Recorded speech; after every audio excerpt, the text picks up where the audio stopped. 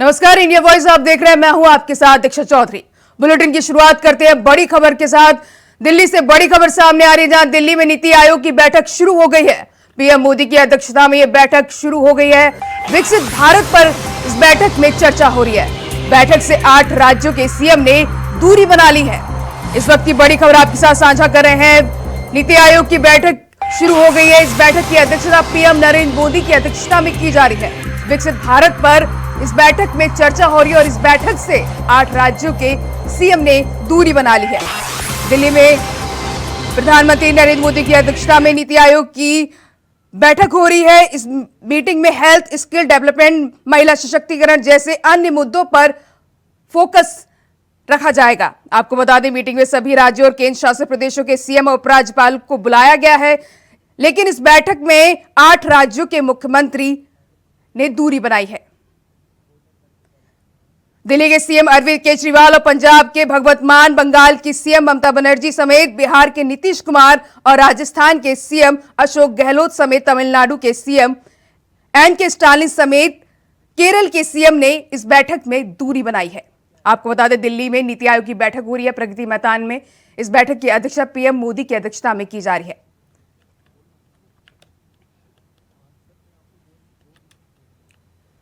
राजस्थान के मुख्यमंत्री अशोक गहलोत बारां में एक सामूहिक विवाह समारोह में शामिल हुए। इस दौरान मुख्यमंत्री ने वहां मौजूद दूल्हा दुल्हन और लोगों को संबोधित करते हुए कहा कि क्या हिंदू वे लोग हैं जो भ्रम और हिंसा पैदा करते हैं। हिंदू धर्म ने कब सिखाया कि हिंसा करो। हमारी मंत्री शकुंतला रावत ने कल भगवा पताका लगाया तो कहा कि गया कि चुनाव आ गए हैं, इसलिए ये पताका लगा रहे हैं। क्या हम मंदिर जाते हैं तो वहां लगे पताका को नहीं मानते।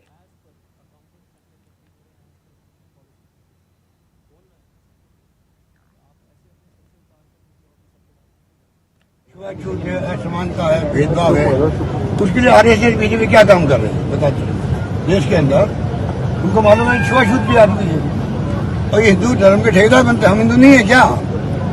जब ठेकेदार बनते हो तो कम ये भी तो करो कि भाई शनिवार में हमारे दलित भाई भी हमारे भाई है। दलित मानवता पे कलंक नहीं है। ये अपने आप को सांस्कृतिक दल कहते हैं, संगठन कहते हैं, जिसपे सरदार पटेल ने रोक लगाई थी जब गांधी जी हत्या हुई तब।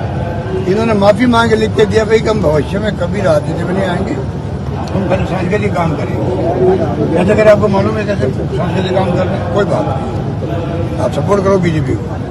पर आप ये बताओ कि आप धर्म की बात करते हो, हिंदू धर्म की बात करते हो। हिंदू धर्म, हम सब हिंदू हैं, हम सब हिंदू मानने वाले लोग हैं। तो आप उससे बढ़कर के जो आपको काम करना चाहिए। आज छुआछूत बहुत भयंकर है गाँव में, शहरों में भी। दलित वर्ग को कौन देखता है, क्या देखते हैं? उस नीच के भेदभाव है, चाहे एससी हो, एसटी हो, ओबीसी हो। वहीं ग्रेटर नोएडा से बड़ी खबर सामने आ रही है। यमुना प्राधिकरण ने बड़ी कार्रवाई करते हुए अवैध अतिक्रमण पर बुलडोजर चलाया है। सेक्टर 17A में ये बुलडोजर चलाया गया है। 2 एकड़ जमीन से अतिक्रमण हटाया गया है। करीब 19 करोड़ की जमीन कब्जा मुक्त कराई गई है। आपको बता दें, ग्रेटर नोएडा में बड़ी कार्रवाई की गई है। यमुना प्राधिकरण ने बड़ी कार्रवाई करते हुए अवैध अतिक्रमण पर बुलडोजर चलाया है। सेक्टर 17A में ये बुलडोजर चलाया गया है। लगभग 2 एकड़ जमीन से अतिक्रमण मुक्त की गई है। करीब 19 करोड़ की जमीन को कब्जा मुक्त किया गया है। तो इस वक्त की बड़ी खबर आपके साथ ताजा साझा कर रहे हैं। ग्रेटर नोएडा से इस वक्त बड़ी खबर सामने आ रही। 2 एकड़ जमीन से अतिक्रमण हटाया गया है। यमुना प्राधिकरण ने बड़ी कार्रवाई करते हुए ये कार्रवाई की है। करीब 19 करोड़ की जमीन कब्जा मुक्त की गई है। 2 एकड़ जमीन को अतिक्रमण हटाया गया है। सेक्टर 17A से बुलडोजर चला गया है। तो इस वक्त की बड़ी जानकारी आपके साथ साझा करें ग्रेटर नोएडा से, जहां यमुना प्राधिकरण ने बड़ी कार्रवाई करते हुए अवैध अतिक्रमण पर बुलडोजर चलाया है। सेक्टर 17A में ये बुलडोजर चलाया गया है। 2 एकड़ जमीन से अतिक्रमण हटाया गया है। करीब 19 करोड़ की जमीन कब्जा मुक्त की गई है। तस्वीरों में आप देख रहे हैं, बुलडोजर से अतिक्रमण को हटाया जा रहा है। यमुना प्राधिकरण ने बड़ी कार्रवाई की है। अवैध अतिक्रमण पर यह बुलडोजर चलाया गया है।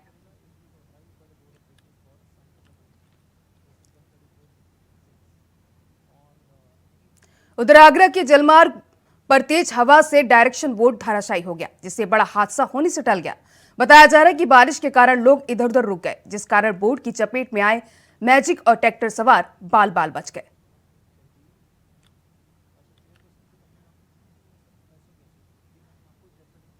तो तेज हवा से डायरेक्शन बोर्ड हुआ धराशायी, बड़ा हादसा होने से टल गया है।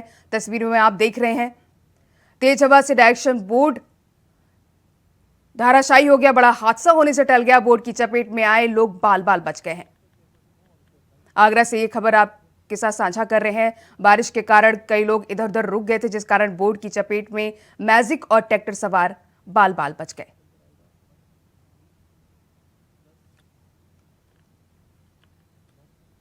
तो आपको बता दें, तेज हवा से डायरेक्शन बोर्ड धराशायी हो गया।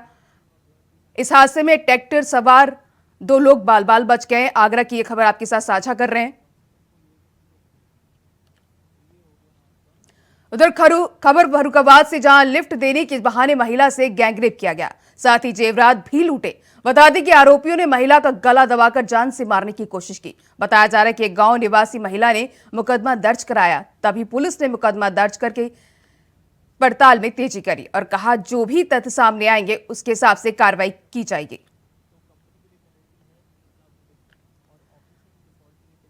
तो फर्रुखाबाद में लिफ्ट के बहाने एक महिला से गैंगरेप किया गया, जिसके बाद गला दबाकर उसे जान से मारने की कोशिश की गई।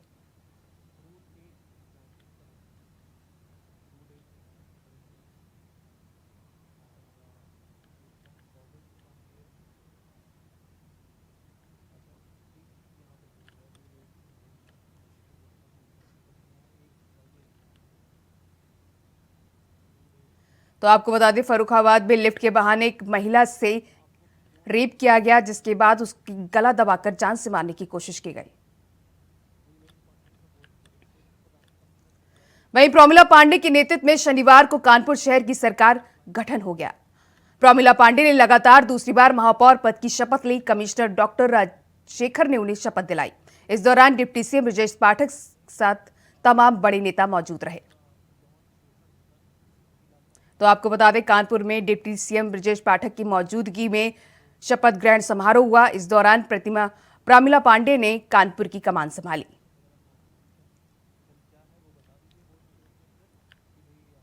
तो आपको बता दें, महापौर पद की शपथ ली। इस दौरान यूपी के डिप्टी सीएम ब्रजेश पाठक भी इस कार्यक्रम में मौजूद रहे। प्रमिला पांडे ने कानपुर की कमान संभाली है, कानपुर की महापौर के पद की कमान संभाली। लगातार दूसरी बार महापौर पद की उन्होंने शपथ ली। इस दौरान यूपी के डिप्टी सीएम ब्रजेश पाठक शपथ ग्रहण समारोह में मौजूद रहे। उनके साथ ही अन्य नेतागण भी इस शपथ ग्रहण समारोह में मौजूद रहे। तो आपको बता दें, कमिश्नर डॉक्टर राजशेखर ने उन्हें शपथ दिलाई। इस दौरान डिप्टी सीएम ब्रजेश पाठक के साथ बड़े तमाम नेता भी शपथ ग्रहण समारोह में मौजूद रहे। प्रमिला पांडे ने दूसरी बार कानपुर की महापौर पद की कमान संभाली है।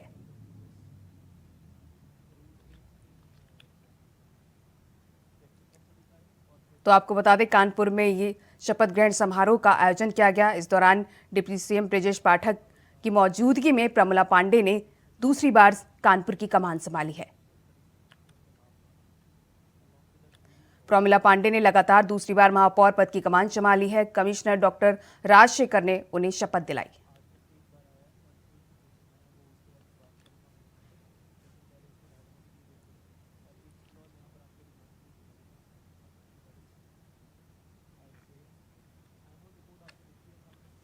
तो आपको बता दें, दिल्ली में ये प्रमिला पांडे ने शपथ ग्रहण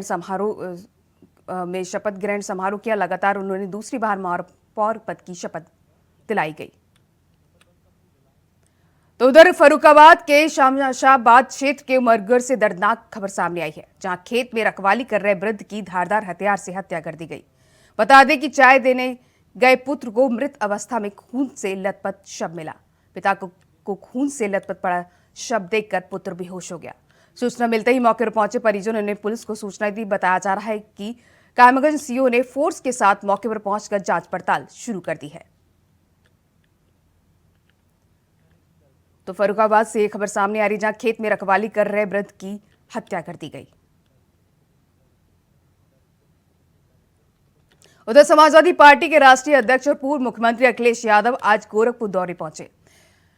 उन्होंने दिवंगत हरिशंकर तिवारी और पूर्व विधायक शारदा देवी के पति को श्रद्धांजलि दी। वहीं गोरखपुर रवाना होने से पहले अखिलेश ने क्या कुछ कहा, आइए आपको सुनाते हैं।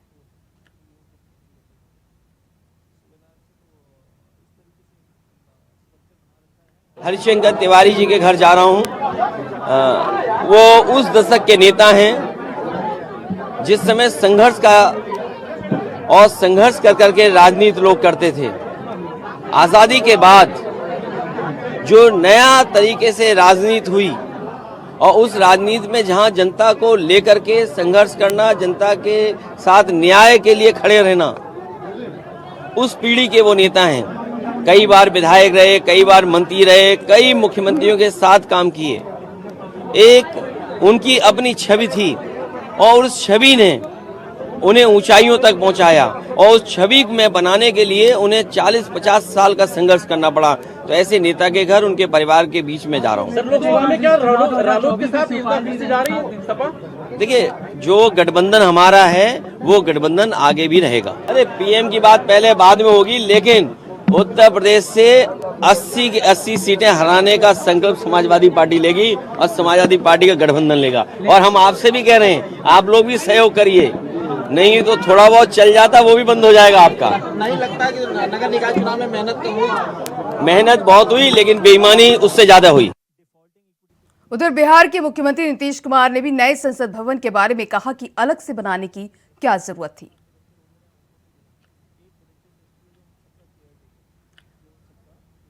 उन्होंने कहा कि अलग बिल्डिंग बनाने की कोई जरूरत ही नहीं थी, ये पुराना इतिहास बदलने के जैसा है। हमसे पूछिएगा तो हम आपको ये लगता है कि भवन को अलग बनाने की क्या जरूरत थी। जो आजकल शासन में है वो सारे इतिहास को बदल देंगे।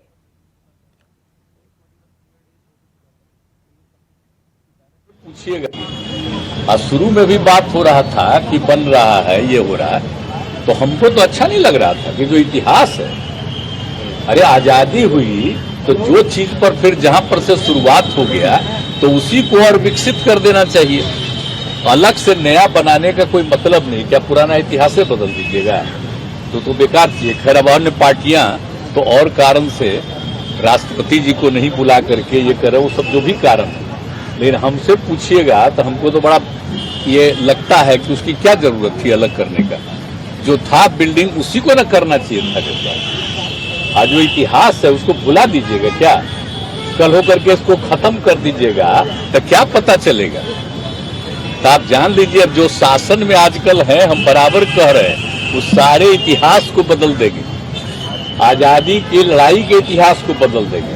हम लोग तो एक एक चीज को मानते रहते हैं। देख लीजिए, जो पहले प्रधानमंत्री थे अटल, ये जवाहरलाल नेहरू जी, तो इनके लिए तो हम लोग आते हैं, कोई मतलब है?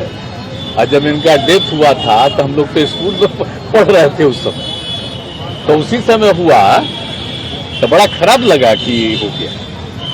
ये सब तो बचपन की बात है, एक एक चीज तो हम लोग तो मानते हैं।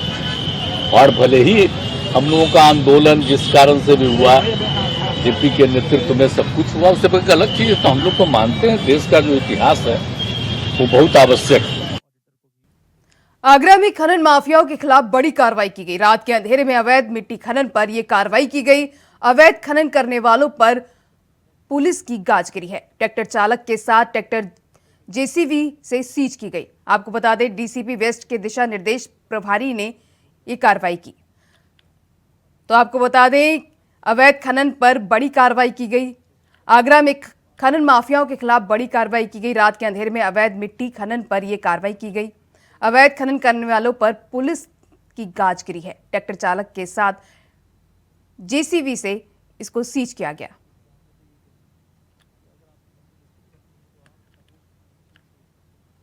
तस्वीर में आप देख सकते हैं कि अवैध खनन पर बड़ी कार्रवाई की गई है। प्रशासन की तरफ से ट्रैक्टर जेसीबी से सीज की गई। उधर वाराणसी में मेयर शपथ ग्रहण समारोह के दौरान पुलिसकर्मी अपने ही नवनिर्वाचित महापौर को नहीं पहचान पाए। विधायक संघ शपथ लेने पहुंचे नवनिर्वाचित मेयर को पुलिस ने गेट पर ही रोक दिया। आरोप है कि अंदर जाने के लिए नए मेयर को पुलिसकर्मियों ने रोक दिया और कहासुनी करने लगे। इस दौरान शपथ लेने जा रहे पार्षदों को भी गेट पर रोककर धक्का मुक्की की गई। वहीं इस दौरान एक नवनिर्वाचित पार्षद ने अल्लाहू अकबर का नारा लगाया। इसका वीडियो अब सोशल मीडिया पर वायरल हो रहा है।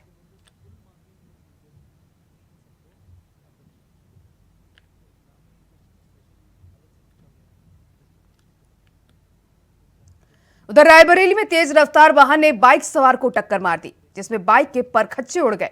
हादसे में 2 लोग गंभीर रूप से घायल हो गए। सभी घायलों को जिला अस्पताल में रेफर किया गया है। तो रायबरेली में तेज रफ्तार का कहर देखने को मिला, जहां बाइक सवार को टक्कर मार दी गई। 2 लोग गंभीर रूप से घायल हो गए। हादसे में सभी घायलों को जिला अस्पताल में रेफर किया गया है।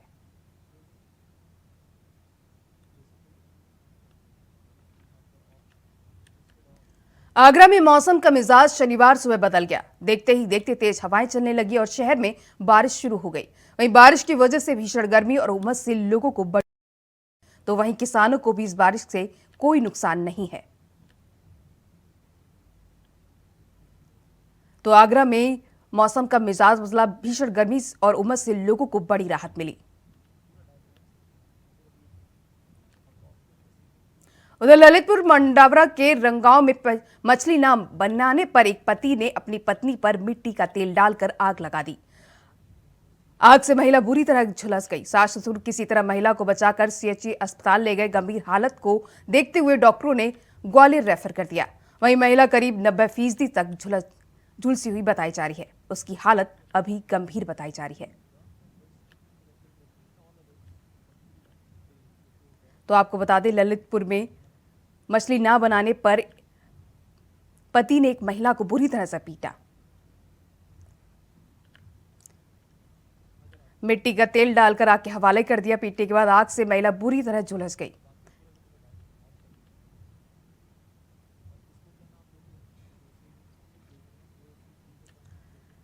हरदोई से एक खबर सामने आई है, जहां शादी का झांसा देकर 4 वर्ष तक युवती से दुष्कर्म करने का आरोप लगाया है। बता दें, युवती अपने प्रेमी के साथ लिव इन में रहती थी।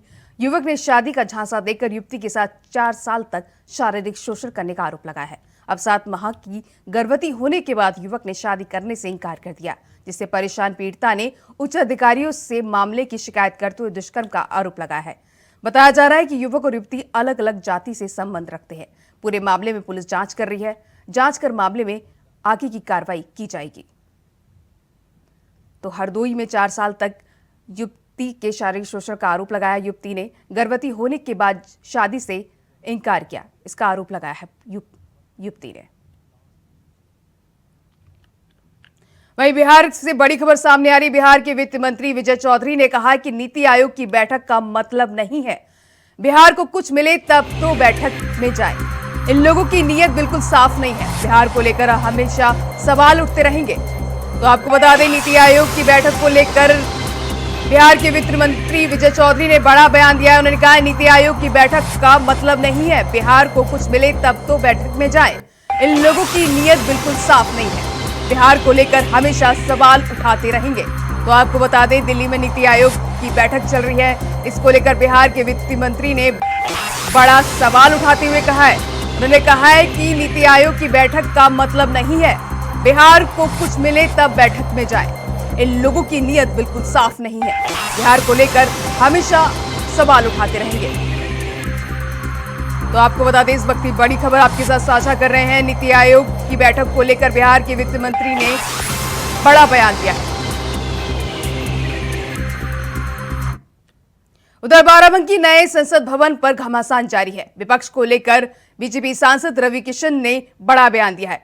उन्होंने कहा है कि जनता चाहती है शुभ काम पीएम के हाथों से हो। बाराबंकी वासियों को मैं प्रणाम करता हूं, नमन करता हूं। और भारतीय जनता पार्टी यहाँ के सांसद जी उपेंद्र सिंह रावत जी भी हमारे बड़े प्रिय हैं। तो मैं यही कहूँगा कि आप लोग जुटे रहें। हम लोगों को 80 में से 80 सीटें जीतनी है। मेयर के चुनाव में और सभासद के नगर पंचायत में एक ऐतिहासिक जीत हुई। मैं सभी को धन्यवाद देता हूं। पूज्य महाराज जी की कार्यशैली, उनकी नीति, डबल इंजन की सरकार, मोदी योगी का राम राज्य, अद्भुत तरीके से उत्तर प्रदेश में उसकी जय जयकार हो रही है। विकास के गंगा जो बह रही निरंतर, हमको अब यशस्वी प्रधानमंत्री मोदी जी को 350 सीटों से जिताना है। और उसमें उत्तर प्रदेश की 80 सीटें बेहद ही ज़रूरी और इम्पॉर्टेंट है। तो आप लोग अभी से अपने अपने क्षेत्र में लगे रहें, जनता में उत्साह जागरूक रखें। विकास जो हो रहा है हर कार्यकर्ता भी इसको जनवाए, हर सभासद जनवाए, हर विधायक गण जनवाए, सांसद गण जनवाए कि कैसे कैसे और कैसे भी हमको। और जैसे आप देख रहे हैं कि मोदी जी के विरोध पूरा दुनिया उनको हीरो बोल रही है, बॉस बोल रही है ऑस्ट्रेलिया में, और हर जगह उनकी जय जयकार हो रही है, पूरे विश्व में जय जयकार हो रही है। बाइडेन प्रेसिडेंट उनका ऑटोग्राफ मांग रहा है, ऑस्ट्रेलिया के प्रधानमंत्री उनको बॉस कह रहे हैं, पूरे विश्व में भारत की जय जयकार हो रही है। और वहाँ पे एक नया पार्लियामेंट हाउस बना है, उसके विरोध में सारे लोग, कुछ 21 से 22 पार्टियां विरोध में जा रही हैं। तो ये उनका एक बहुत ही ये बहुत ही ऐसा आचरण बहुत गलत है। समर्थन में ट्वीट करके सियासी गेम खेल दिया है। मायावती ने कहा कि पीएम मोदी ने ही नए संसद को बनाया है, उनको ही इसका उद्घाटन करना चाहिए। इस ट्वीट को राजनीतिक गलियारों में अलग अलग ढंग से देखा जा रहा है। वैसे यूपी में 3 बार बीजेपी बसपा का साथ देखने को मिला है। पहली बार 1995 में मायावती बीजेपी के समर्थन से ही मंत्री बनी थी। राष्ट्रपति द्रौपदी मुर्मू के चुनाव में भी बीएसपी ने बीजेपी का साथ दिया था। लोकसभा 2024 चुनाव को देखते हुए ये ट्वीट सियासत में अलग अलग रंग से देखा जा रहा है।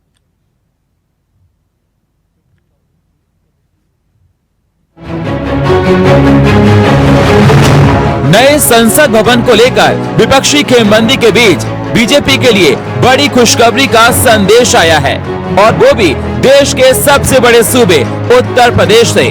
जी बसपा सुप्रीमो मायावती ने मोदी के समर्थन में ट्वीट करके सभी को कंफ्यूजन में डाल दिया है। मायावती ने नए संसद भवन को लेकर सरकार के पक्ष में ट्वीट कर क्या 24 के लिहाज से कोई सियासी संदेश दिया है, क्योंकि अपने ट्वीट में वो लिखती हैं कि नए संसद भवन को मोदी सरकार ने बनवाया है तो उद्घाटन करना उन्हीं को चाहिए। लेकिन इसके ट्वीट के बाद राजनीतिक गलियारों में अलग अलग मायने लगा रहे हैं। अगर देखा जाए तो मायावती की शुरुआत से स्ट्रेटेजी रही है कि वह केंद्र में बैठे किसी भी सत्तासीन पार्टी का उतनी मुखर तरीके से विरोध नहीं करती जितना कि देश के दूसरे राजनीतिक दल करते हैं। दिल्ली में संसद भवन के उद्घाटन से पहले मायावती ने यूपी की सियासत की पिच पर सियासी गुगली फेंक सपा अध्यक्ष अखिलेश यादव को हैरान परेशान कर दिया है, क्योंकि नई संसद भवन के उद्घाटन को पहले सत्ता पक्ष और विपक्ष में जोरदार तकरार देखने को मिल रही है। विपक्ष के 20 दल नई संसद के उद्घाटन का बहिष्कार करने का ऐलान कर दिया है। केंद्र में चाहे कांग्रेस पार्टी की सरकार रही हो या वर्तमान में बीजेपी की, बीएसपी ने देश और जनहित के मुद्दों पर हमेशा दलगत राजनीति से ऊपर उठकर उनका समर्थन किया है। 28 मई को संसद के नए भवन के उद्घाटन को भी पार्टी इसी संदर्भ में देखते हुए इसका स्वागत करती है। उत्तर प्रदेश में बीजेपी के खिलाफ ताल ठोकने वाली बीएसपी ने 2007 के विधानसभा चुनाव में मायावती ने अपने दम पर बहुमत हासिल किया और 5 साल तक शासन किया। वैसे निकाय चुनाव में बीएसपी सुप्रीमो मायावती जिस तरह से बाहर नहीं निकली, इसके भी फायदा कहीं न कहीं बीजेपी को मिलता दिखा। वैसे राजनीतिक पंडित मानते हैं कि यह वजह थी कि बीजेपी ने 17 की 17 निगम सीटों पर जीत का डंका बजाया। खैर, सियासी के पर्दे के पीछे 24 की रणनीति के लिहाज से इस ट्वीट के क्या मायने हैं, ये तो अभी साफ नहीं, मगर इतना जरूर है कि इस ट्वीट से सियासी खलबली यूपी की सियासत में जरूर मचा दी है। ऐसे में सवाल की सियासत की बिसात में 24 में हाथी की चाल क्या होगी? कहीं ये हाथी के दांत खाने और दिखाने के कुछ और तो नहीं। Bureau report, India voice, Lucknow. फिलहाल इस बुलेटिन में बस इतना ही। बाकी की तमाम खबरों को देखते रहे इंडिया वॉइस। नमस्कार।